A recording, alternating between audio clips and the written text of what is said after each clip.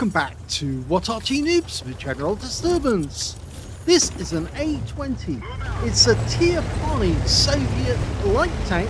It's located on South Spawner Steppes, and this one is under the command of Prussian Joe of DSRTD.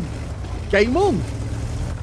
Well, I must admit that when I first came into the game, this was one of my favourite light tanks. And the reason it was one of the favourites was it was so fast at getting about 72 kilometers an hour maximum speed, and despite the fact that it is actually, well, difficult to steer, it is actually quite a fast little vehicle and can do quite a lot of damage at the enemy. Well, one of the best things is you've got a series of different guns that you can actually use to actually arm it. Not just the standard 76mm, there's also 45mm, 37mm guns, including an automatic gun which spits out rounds very, very fast indeed. Got great penetration, but doesn't do a whole lot of damage with each shot. Okay, well, he's done his job as a light tank because he's found the enemy, but he's now looking at a Panzerpumpe, which is also a premium tank, and quite a deadly one at that. Okay, that Panzerpumpe needs to go. He's locked on, fires one in, gets a hit. Now, the gun that he's actually chosen for this game is not the top gun. It's actually a 45mm, which is capable of doing 55 alpha. Okay, he's locked onto that Pumpe again. We've just lost one tank, and now he's trying to get damage on that enemy tank. He's turning so quickly with auto aim that I have to come off auto aim to actually show what he was doing.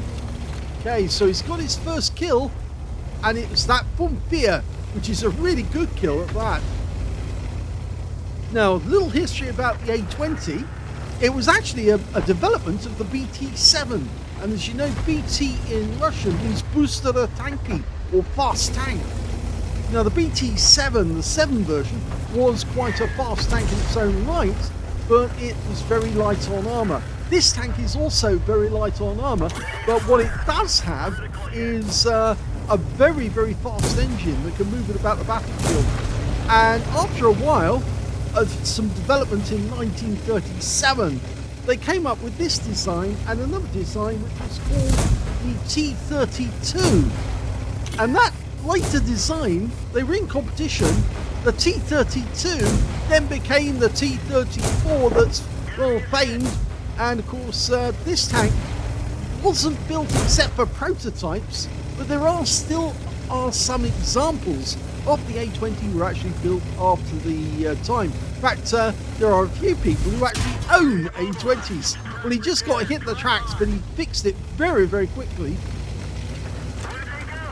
It's an M4A2E4 that managed to get a hit on him. He's only lost so far 100 hit points to that Panzerpumpe.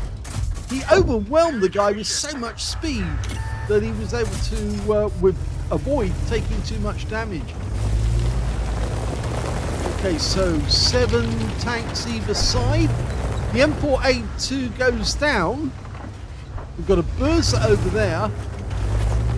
Now these shells from the 45mm are capable of doing, as I said, 55 alpha, 75mm pen with standard AP. With the APCR, it's a little better.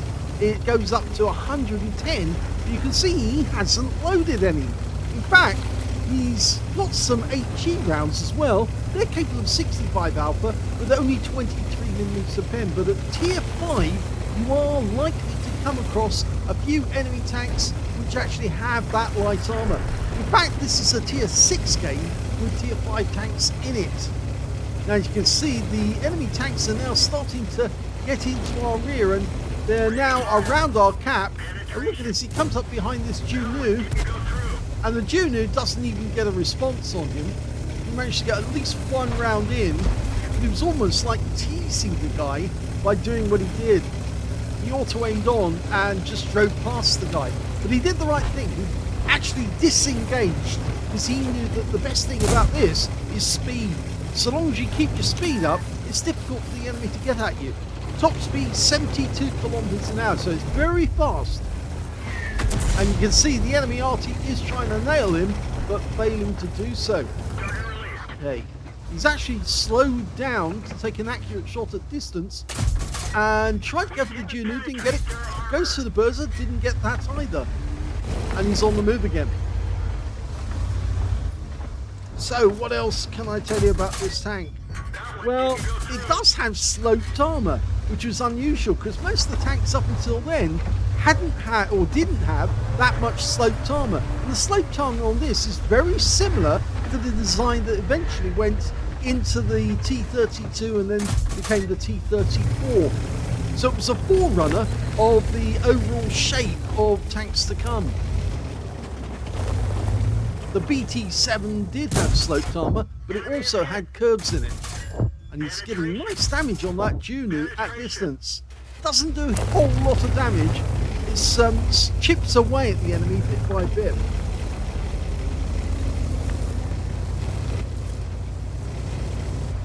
Now, funnily enough, this tank was actually developed in Kharkiv. Yes, the area that, or the town that's actually now part of Ukraine. And of course, it's being fought over. It was a big tank factory in Kharkiv.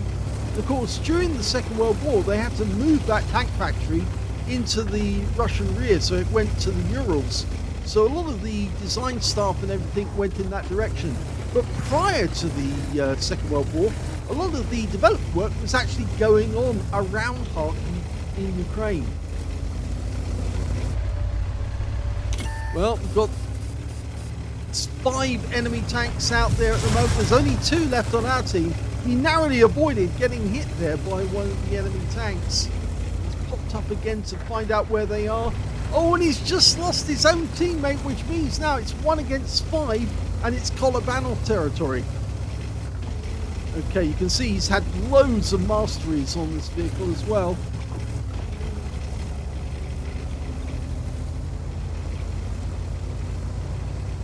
Okay, so this is going to be fairly difficult because he's got to overcome 2 Artys, a Hummel and a Fifi.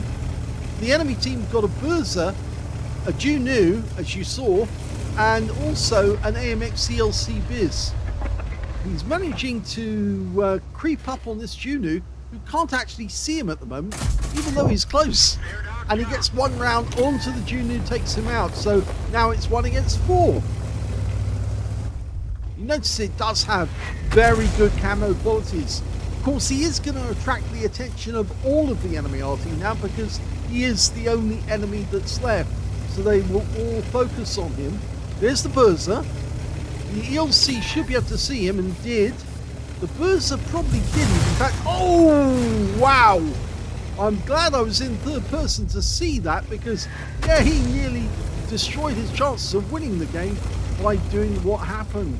But, yes, if you don't watch what you're driving, sometimes you'll drive into it. But he's also aimed on, and he ram kills the ELC. Now that's cost him 159 hit points of health, and that's a lot.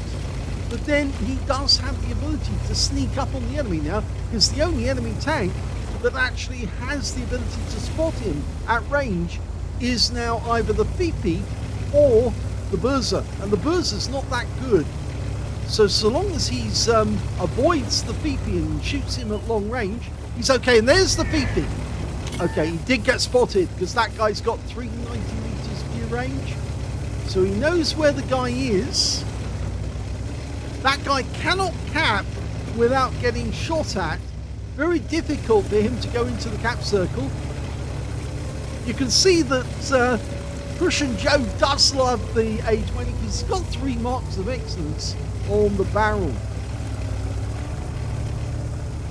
So now they're capping, and that must be the Berser, surely. I don't think the Hummel would have come this far south.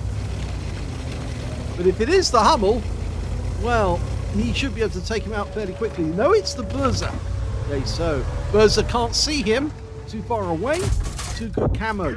Gets 1 shot in. Didn't get spotted. So the Berser's in trouble. Because although he fired, the Berser just couldn't see him. Comes round. Going to attack him from a different direction. The Berser's looking where we were. Got a spot. We've got a green light. He's just trying to position it well. He's also after those defender points. Okay, also looking for his escape route when he needs to. Tries to go for the lower. He's using the bushes as well. He did get spotted. And the Arty shell was close. That was the Fifi. Hit him. 68 hit points off the Fifi. Now the Fifi must be fairly close. There he is. So we know where the Fifi is now. It's the Hummel that's at long range. And he's jinxing to left and the right to throw the Fifi off his track.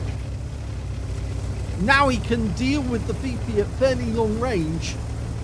So long as he's bushed, the Fifi won't see where he is.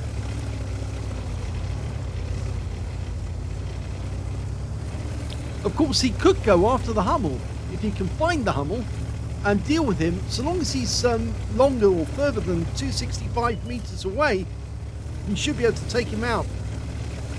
Okay, the Fifi's going for the cap area. I think time is a problem for the Fifi. 3 minutes 50 seconds, and there's the Hummel. Now, can he get shots on the Hummel? Not easy. Not on that rise. Okay, can do it from this bush here. But I think that's what he was after. Okay, there's the Hummel. First shot in. Hummel can't see him. Sixth sense not working. That's it. He can't see where we are. He knows he's been spotted. And after all those shots, he's now one-on-one with the Fifi. So he's only got one more to get. And that will give him a Top Gun. And he will get a Kolobanov's.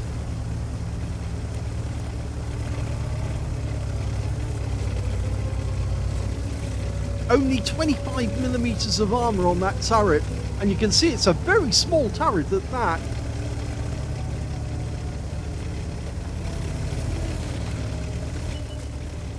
Okay, just been spotted, but he's using the height up here to give him the advantage over the Fifi. Because the Fifi can't see him, and now he's been reset. All the Fifi can do is park behind Rex to give him cover. And he's off again. Again, use the bushes.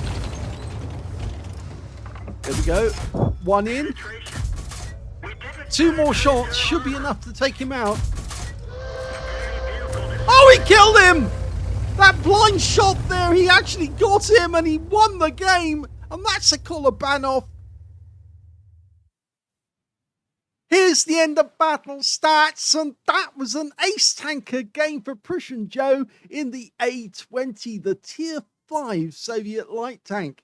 He managed to get a spotter badge for spotting at least 1,000 hit points of damage, duelist for taking down 2 tanks who damaged him, fire through effect for doing more damage than the hit points of his own vehicle, and he got a bruise medal as well for getting at least 5 critical hits. In fact, he got 5 exactly in this game.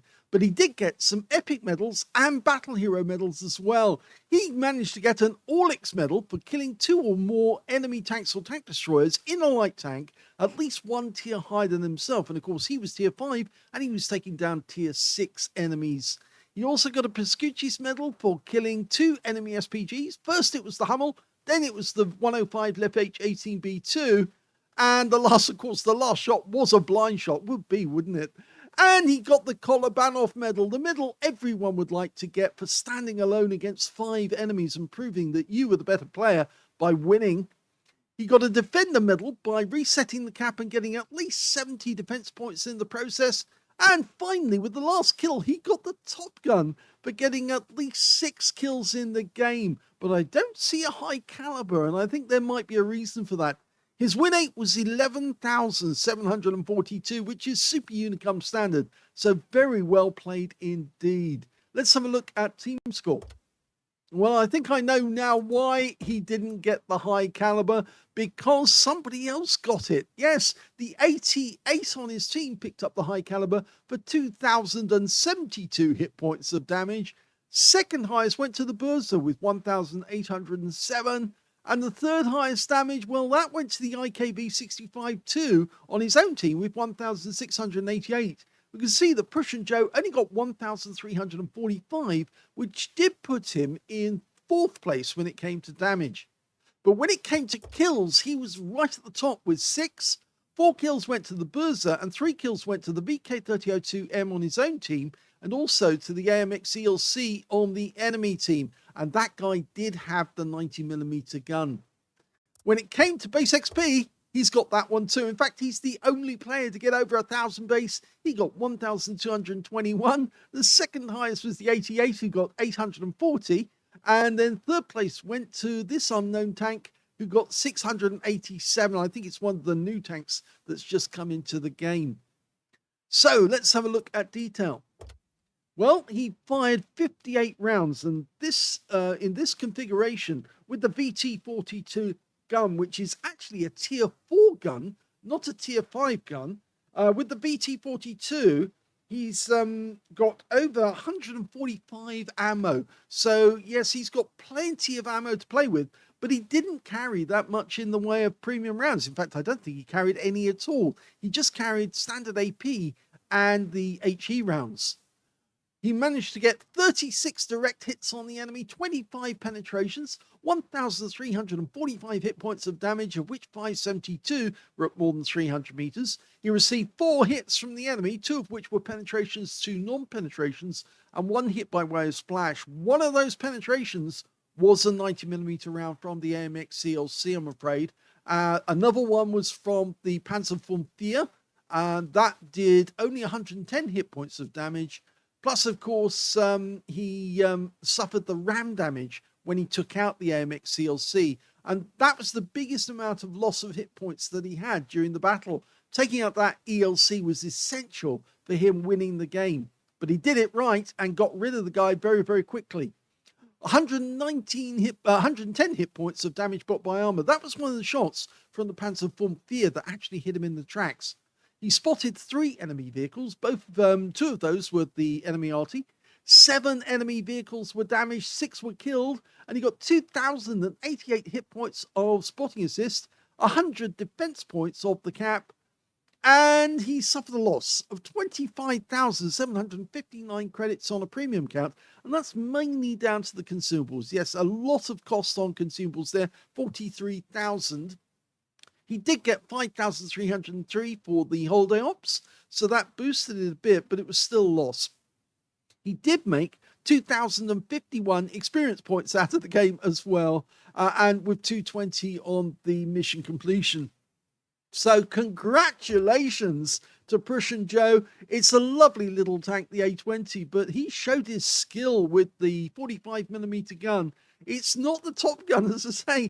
The top gun, the tier 5 gun, is the automatic, the one that blasts away the ammunition very, very quickly. But it does have great penetration and, of course, fast firing. But it's not the best gun for the A20.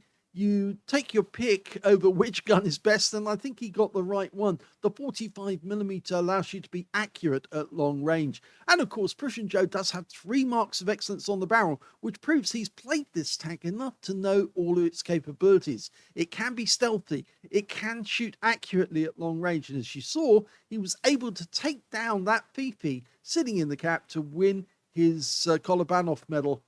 So very well done, very well played indeed. In fact, some of the other players, the tier 6 players, are probably going to be looking at this and saying, a tier 5 light tank won this game. Wow, takes some doing. So I hope you enjoyed that one. If you did, please give this video a like. Do subscribe to our channel. Leave a little comment down below because it feeds the algorithm. And thank you for watching.